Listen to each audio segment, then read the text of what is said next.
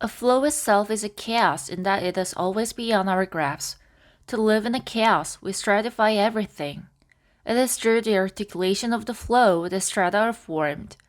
According to Deleuze Guattari, there are three important strata concerning our lives, which are the strata of signification, subjectification, and organization.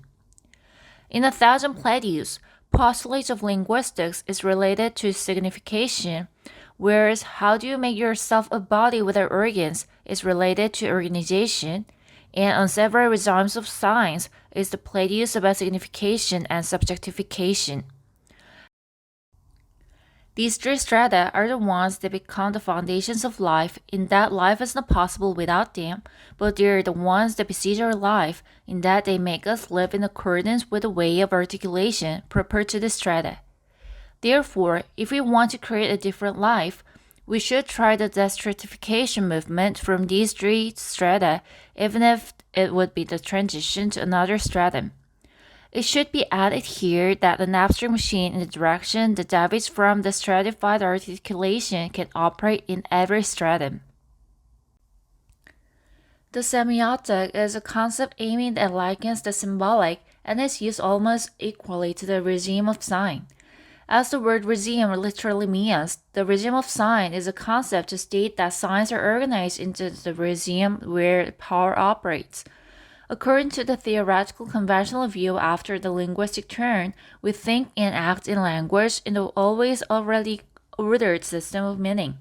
This is because our thoughts are made with language, and to use language, we have to follow the already organized order of languages and the meanings and rules of signifiers. If we say "mamichu" instead of "I love you" to avoid this cliché, our listener can understand it. Therefore, we have to follow the signs, the established meanings and rules that we both know. Lacan calls this the materiality of signifier. What this means is that signifiers have the material forces that constrain and enforce our thinking and action. To put it bluntly, we are in the prison of language. The signs form a regime is to express that it is a system that exerts compelling forces like this. However, this is all about the similarities that the concept of regimes of signs shares with the linguistic paradigm or Lacan's concept of the symbolic. First, the regime of sign is neither single nor universal, unlike Lacan's the symbolic that assumes the singleness of lang or the universality of audible rule. There are various types of regimes of signs, and are multiple or numerous regimes of signs even within one type. Furthermore, Deleuze Guattari believed that there is not just one language, but are many. Second, the signification of signs doesn't work only with signifiers. Incorporeal signs work together with correlative bodies, which are the vocal component of tone, corporeal components such as facial expression, gesture, rhythm, and dance, machinic components such as chord and person, state, cities, hunter-forest, and pneumatic steps. Therefore, it is said that even when signification is dealt with, it is impossible to attach any particular privilege to the form or regime of the signifier. Third, as we'll see again later, becoming a subject is not just through imaginary identification only. Tristan, Isolde. Tristan, Isolde. Couples who get thrown into each other calling each other's name are driven by passion to become subjectified. In A Thousand Plateaus, Deleuze Guattari referred to four types of regime of signs. There are signifying regime, led by signifiers that signify, per-signifying regime, where natural signs such as gesture, dance, and rhythm coexist and compete with vocal signs. Counter-signifying regime that uses meaningless signs or works through the signs whose meanings were erased, and post-signifying regime that starts by betraying the central signs of signification. Signifying regime is said to have one general formula. Even sign refers to another sign, and only to another sign ad infinitum. Saussure stressed that the sign of language is arbitrary and that it is relevant to the referent. For example, you shouldn't have to call the animal with very long ears rabbit, and it is okay to call it Dura or Milong. However, once it begins to be called rabbit, from that time on, you have to say rabbit for it to be understood. It's even more so because signs are arbitrary. Therefore, signs become social rules and get to be compulsory. However, when someone who can't understand English asks what a rabbit is, you need to explain that it is an animal with very long ears that runs around kicking the ground with its hind legs. But you will be asked again, what is ear? What is long? What is hind legs, etc. Then you need to explain those signs with other signs. And then those signs again with other signs. It is bound to go on with no end. There occurs an regressio and infinitum from sign to sign. This is what it means to say the signifier is the sign in redundancy with the sign. It can be said that there exist chains of signs from signifier to signifier. However, signifying signs don't just say in one language. Even the same sign has different meanings depending on the chain of sign it belongs to and the sign it refers to. The meaning of the sign rabbit when it refers to the signs such as turtle in competition is different from those when it refers to the signs such as pharmaceutical company, skin sensitivity, and experiment, etc. The meaning of the word nation when it refers to the signs such as biology, race, and evolution is different from those when it refers to the signs such as imperialism, colony, invasion, and liberation, etc. It is quite natural in that it is a regime where signs are signified through other signs. When signifying sign through signs, there is always a privileged sign that directs the whole signification and determines the meaning of the chains of connected signs in general. They are, for example, nation when it is associated with nationalism, phallus when related to psychoanalysis, and life when it is discourse about biology or ecology. All other related signs are holding the umbilical cord to this sign and their meanings converge to it.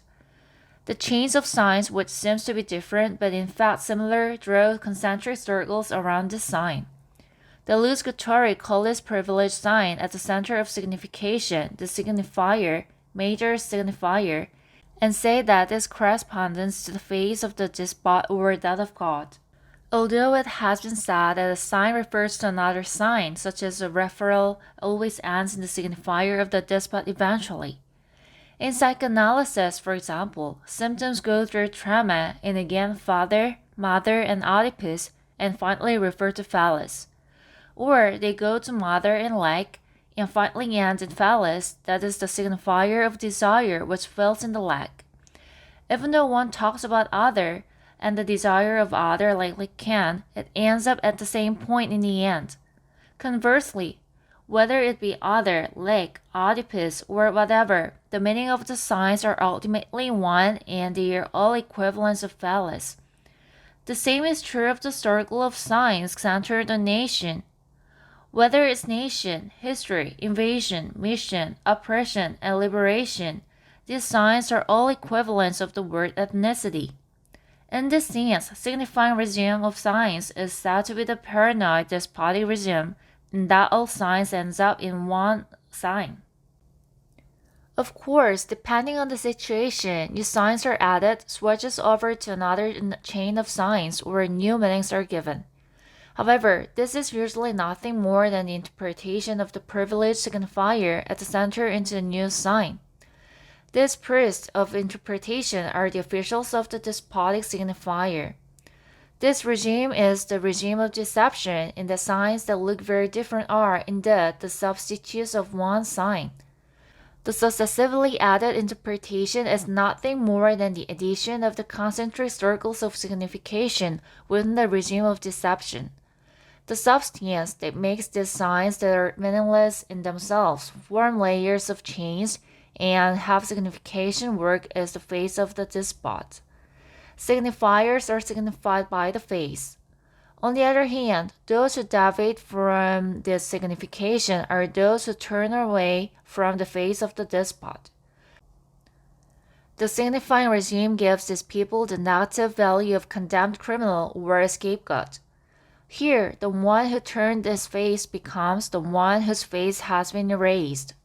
The signs of the pre-signifying regime can be understood without explanations because they follow natural codes such as gestures, rhythms, exclamations, screams, or pictograms, etc. The pre-signifying regime contrasts with the signifying regime that signifiers refer to other signifiers to be signified. Although it is likely to be understood immediately when it is seen and heard, it is not just natural as it's also culturally constructed. In addition, the senses of laughter, tear, and raising hands seem clear, but they have quite different senses depending on the situations and personalities. And gestures to express anger can vary from person to person. The cannibalism of some barbarians has a symbolic sense, so it can be said to be a pre-signifying sign. However, the senses of this sign vary greatly depending on the tribe. Therefore, the pre-signifying sign has polyvocity and heterogeneity.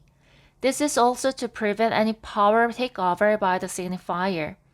That is because what looks similar can be different in the case of the pre-signifying regime, unlike the signifying regime, where even signs that look different are actually one. The most commonly used sign in the counter-signifying regime is the numerical sign. In this case, the numerical sign is a number, but not a computable number with order and unit element. It is close to what is called nominal number. That is the case with soccer players' uniform numbers or the numbers used in the army such as 6th Battalion, 8th Division. This sign of the army is the state apparatuse's appropriation of the numerical organization of nomes where it is organized and named like groups of 10, groups of 100, or groups of 1000, etc. This numerical sign is non-computable, but not always so. This is because 10 groups of 10 make one group of 100, and we can't count and compare the size like 8 companies or 2 divisions. This kind of number can be said to be numbering number, whereas the number that is accurately compared and calculated because it has a unit element is numbered number. The numbered number originates from the test technique of state apparatus, whereas the numbering number corresponds to the numerical organization of the war machine. This is suggested by the fact that the earliest texts remaining in the form of cuneiform are text-related documents. The numbers of numbering numbers are signifiers and that they are arbitrary signs, but on the other hand, they are counter-signifier in that they do not or refuse to refer to other signifiers. It is the cipher that shows this well. Cipher is a sign created to intentionally break off signification. Important in coding and decoding ciphers are indeed numbers, where addition and subtraction are meaningless. The post-signifying regime works at the point where things and event deviating from the signifying regime happens. Stopping coming and going between concentric circles of signification being created by the priest of interpretation, turning the face away from the face of the spot at the center, and getting out of the signifying regime, drawing a line of flight. Although this flight leads to expulsion and wandering, the flare is bound to catch signifiers that provide new meanings. Subjectification takes place here. This is what it means to say the post-signifying regime is defined by the procedure of subjectification. The Luzgatari draw in Althusser's concept of interpellation, but it should be noted that there are important differences. According to Althusser, Moses becomes the subject of the liberator of the Hebrews by answering the interpellation of God who calls him, which, however, means that he becomes the subject of God at the same time. This concept, where the simultaneity of subjectification and subjection is emphasized, implies Lacan's concept of subject, where the place allotted by the symbolic order is imaginary and identified as one's own. When the Lucigatari said that the subjectification draws the repetitive trajectory of flight and consumption, it can also be said that they accept this kind of ambiguity. However, there is no line of flight in the subjectification procedures of Lacan and Husserl, because there will simply be the acceptance of the place allotted by subject or other. The subjectification thereof is a kind of misunderstanding or deception. On the other hand, the Lucigatari subjectification starts from the line of flight that leaves the signifying regime of signs. Therefore, the subjectification hereof is not just misunderstanding or deception. Rather, it starts from the betrayer as opposed to the deception. In addition, the Lucigatari emphasized the importance of passion in subjectification. Passion is the primary reason for betrayal or flight. For example, it is because of passion that Tristan, who is dispatched to pick up Isolde, who is future wife of his king, betrays the king and falls in love with Isolde. There appears a love potion that makes one love the first person one sees, but indeed all crazy love starts with passion that gets one caught up in the person he or she first meets. For this reason, the potion is the expression of the passion. The subjectification that begins with passional flight in this way moves on to the path of subordinate subjectification, answering the call of another subject. The subject of love means the slave of love. The same goes for Moses. As he got to know that he is not an Egyptian, he killed the Egyptians and turned his back on the Pharaoh with his Hebrew passion. It is while he was fleeing after making trouble and betraying the king under the impulsion of passion that he answered the interpellation of God. For this reason, contrasting the two, the Lucigatari say that the signifying regime is the regime of deception that hides the despot at its enter with numerous signifiers or interpretations, whereas post-signifying regime is the regime of betrayal that starts by turning its face away from the despot. The subject is none other than the betrayer. However, this betrayer soon becomes a subject resonating with another subject who calls itself, which is a subordination to someone's calling. Therefore, the post-signifying regime works in such a way that causes the resonance between frequencies, whereas the signifying regime operates in a way that engraves the frequencies of the signifying voice on the white wall. This is what it means to say that objective frequency and subjective resonance are two redundancies corresponding to two regimes of signs. The maximum value of this subjective resonance is cogito double, overlapped by the equation of thinking I, existing I.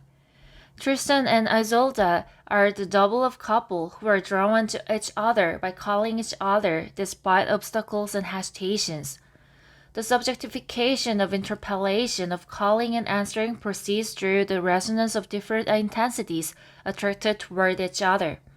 The maximum of these resonances is the one that turns its back on everything and is only dragged toward each other. A couple's black hole is created. Because it reaches the extreme of subjection, it is worse than not to flee.